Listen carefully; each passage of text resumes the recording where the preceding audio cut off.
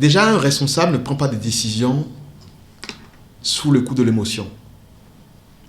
Dans le cas d'espèce, il y a une série de mesures, une série de loupés.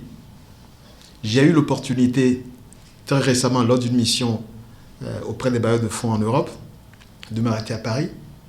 Et j'ai reçu la plainte et de l'ambassadeur et du chargé de protocole que le délégué financier, de façon unilatérale, sans avertir, n'a pas payé les salaires de l'ambassadeur et du chef de protocole.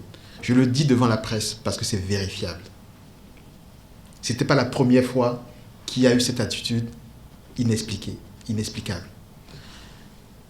Nos ambassades évoluent dans les pays où il faut respecter les lois locales. Même au Bénin ici, il n'est pas permis que parce qu'on n'a pas donné un justificatif d'une dépense liée à une mission officielle, sans avertir, on coupe le salaire du protocole et de l'ambassadeur. Alors je vous le demande, si vous vous rendez compte, le 2-3 du mois, vous êtes avec vos enfants, vous voulez payer et qu'on refuse votre chèque, on refuse votre carte parce que le salaire n'est pas, votre compte n'a pas été provisionné, vous allez le vivre comment? Et si cette personne portait plainte, la réglementation en France conduirait l'État à sortir énormément d'argent. Donc ce n'est pas quelqu'un qui a refusé d'obtempérer.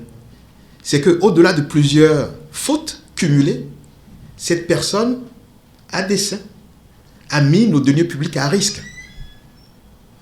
Parce que si le chef de protocole, qui est M. Betty, puisqu'on n'a rien à cacher, portait plainte, ça allait coûter de l'argent au Trésor public français.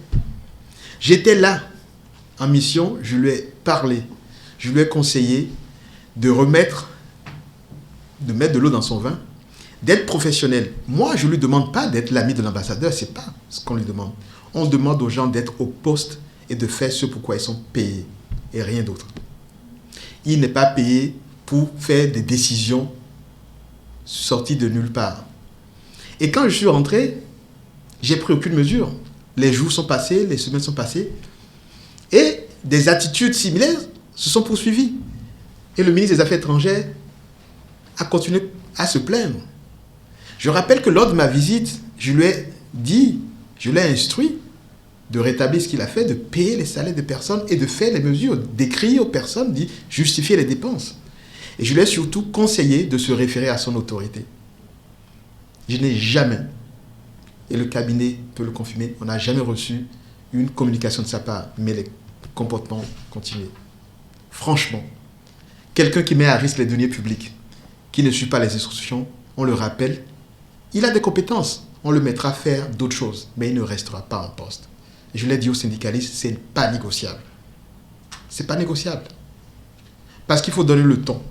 Il a eu une chance, une deuxième chance. On ne peut pas continuellement laisser les personnes à dire non, c'est très sérieux, monsieur le journaliste.